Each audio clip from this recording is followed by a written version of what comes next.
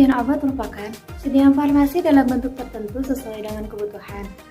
Mengandung satu zat aktif atau lebih dalam pembawa digunakan sebagai obat dalam ataupun obat luar. Secara khusus dibedakan menjadi 4. Pertama, obat paten.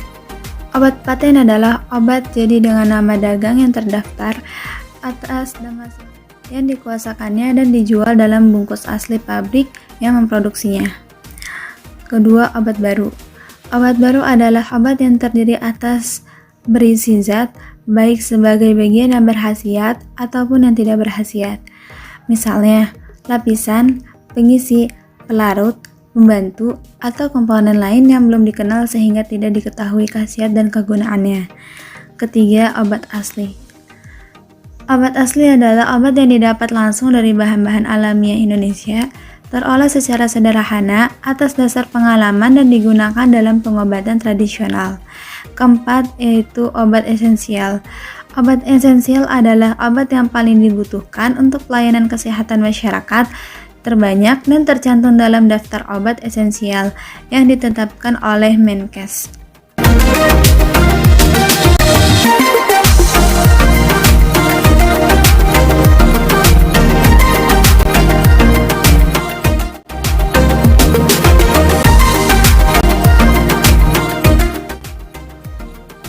Beberapa contoh sediaan padat. Pertama, yaitu suppositoria. Suppositoria adalah sediaan padat melalui dubur, dapat melunak, berbentuk torpedo, melalui pada suhu tubuh. Bahan dasar yang digunakan suppositoria harus larut dalam air atau melalui pada suhu tubuh, seperti lemak coklat. Cara penggunaan suppositoria. Pertama, cuci kedua tangan, lalu buka bungkus obat dan lunakkan suppositoria dengan air putih atau dihangatkan dengan genggaman tangan selama 10-15 detik. Kedua, jika suppositoria terlalu lunak sebelum digunakan, masukkan ke dalam lemari es. Ketiga, ambil posisi berbaring dengan memeluk guling. Masukkan suppositoria ke dalam anus dengan jari. Kemudian, setelah obat dimasukkan, rapatkan kedua kaki dan pertahankan posisi tersebut hingga 5 menit. Kemudian, cuci tangan kembali. Kedua adalah serbuk. Serbuk adalah sediaan padat yang campuran krim bahan obat atau zat kimia yang dihaluskan untuk pemakaian luar. Bentuk serbuk mempunyai luas permukaan yang lebih luas sehingga mudah terdispersi. Serbuk dibedakan menjadi 2, yaitu serbuk terbagi dan serbuk tak terbagi. Serbuk terbagi umumnya dikemas dengan kertas perkamen, contohnya seperti pulveres dan liquid powder. Serbuk tak terbagi yaitu untuk pemakaian luar, contohnya seperti pupis dan wool powder. Beberapa cara penggunaan serbuk. Pertama, pulveres dan wool powder dilarutkan atau disuspensikan dalam aqueous sebelum diminum. Kedua, pulvis aspersorius atau serbuk tabur ditaburkan pada kulit. Ketiga, serbuk injeksi dilarutkan atau disuspensikan dalam aqua pro injeksi.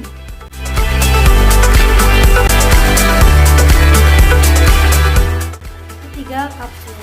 Kapsul adalah sediaan padat yang terbungkus dalam suatu cangkang keras yang dapat larut dalam air. Cangkang umumnya terbuat dari gelatin atau pati. Penutupan cangkang keras dilakukan dengan peleketan dengan mengoleskan cairan campuran air alkohol, kemudian dikeringkan. Macam-macam kapsul. Pertama, kapsul cangkang keras, hard kapsul. Kedua, kapsul cangkang lunak, soft kapsul. Cara penggunaan kapsul yaitu dengan kapsul ditelan secara utuh.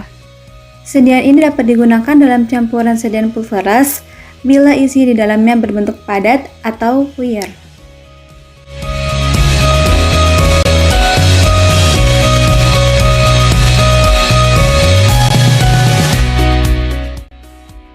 Keempat, overlay.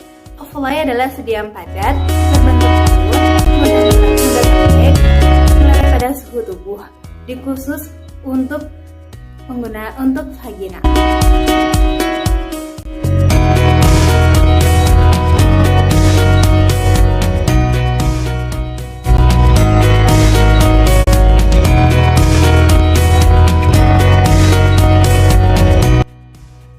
Beberapa contoh bentuk sedan setengah padat. Pertama, unguetum atau salep. Unguetum adalah sedan setengah padat yang mudah dioleskan. Biasanya digunakan untuk pemakaian luar. Kedua, yaitu krim.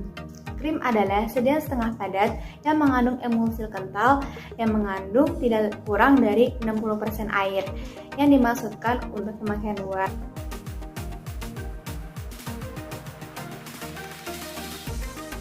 Krim memiliki dua tipe, yaitu A per M, digunakan untuk twin, dan M per A, mudah dicuci dengan air. Stabilitas krim akan rusak jika sistem campurannya terganggu oleh perubahan suhu dan perubahan komposisi.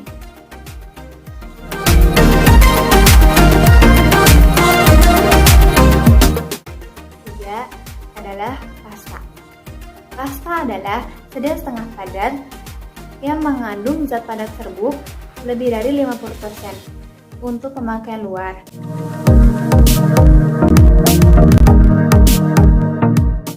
Yang keempat adalah gel. Gel adalah sedan setengah padat yang terdiri dari suspensi yang dibuat dari partikel anorganik yang kecil atau molekul organik yang besar dan terpenetrasi dalam suatu cairan.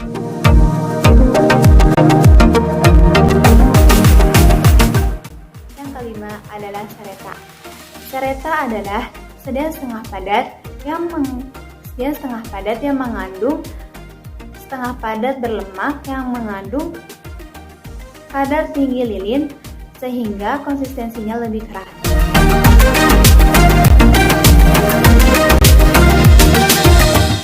Yang keenam adalah opulenta. Opulenta adalah sedan setengah padat yang mengandung vaselin, dasar absorb, dan dasar salep yang mudah larut dalam air.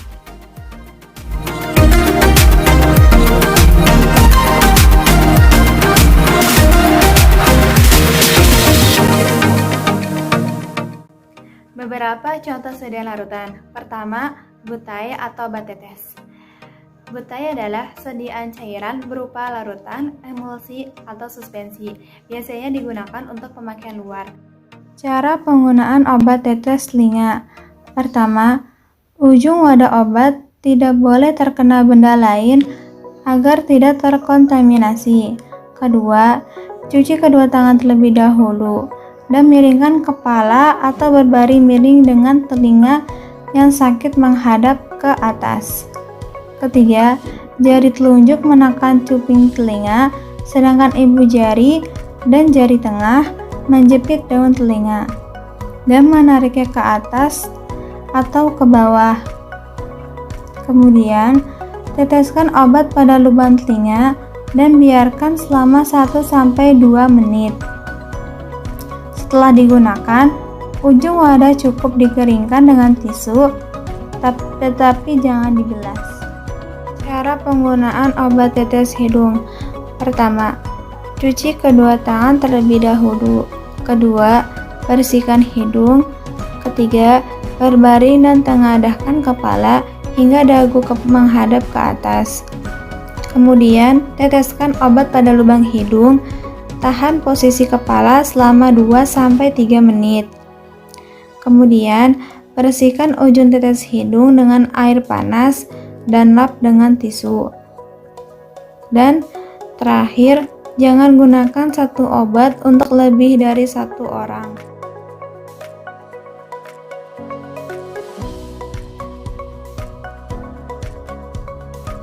Kedua, yaitu injection atau injeksi. Sediaan steril yang disuntikan dengan cara merobek jaringan ke dalam kulit atau melalui kulit atau melalui selaput lendir.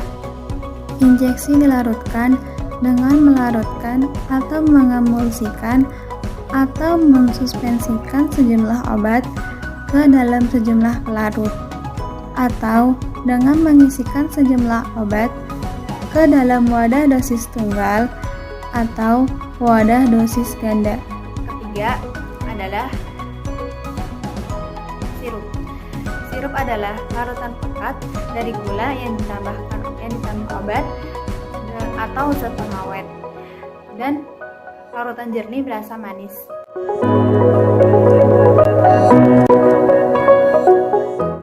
Keempat yaitu Protianas. Protianas adalah cairan untuk diminum sehingga dapat digunakan sebagai dosis tunggal dalam volume besar, umumnya 50 ml.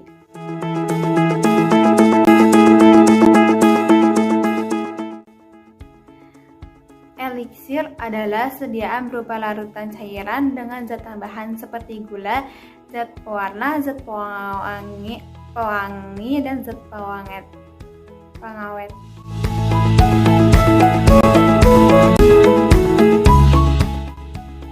Keuntungan sediaan cair. Pertama, cocok untuk penderita yang sukar menelan. Kedua, absorpsi obat lebih cepat dibanding dengan sediaan oral lain. Ketiga, homogenitas lebih terjamin. Keempat, dosis atau takaran dapat disesuaikan. Kelima, dosis obat lebih seragam dibandingkan dengan sediaan padat.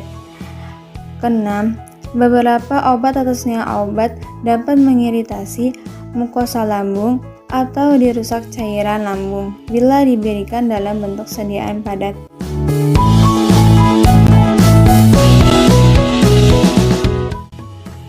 Kerugian dari sediaan cair. Pertama, tidak dapat dibuat untuk senyawa obat yang tidak stabil dalam air. Kedua, bagi obat yang rasanya pahit atau baunya tidak enak sukar ditutupi. Ketiga, tidak praktis. Keempat, takaran pengguna obat tidak dalam dosis terbagi. Kelima, air merupakan media yang baik untuk pertumbuhan bakteri dan merupakan katalis reaksi. Keenam, yaitu pemberian obat harus menggunakan alat khusus.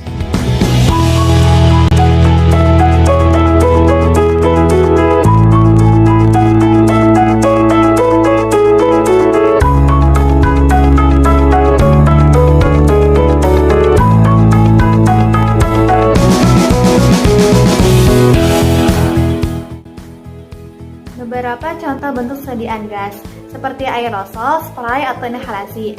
Spray, aerosol, atau inhalasi adalah sediaan yang mengandung satu atau lebih zat aktif dalam wadah kemas tekan. Berisi propelan yang bila ditekan akan memancarkan butiran-butiran cairan atau bahan-bahan kimia dalam media gas.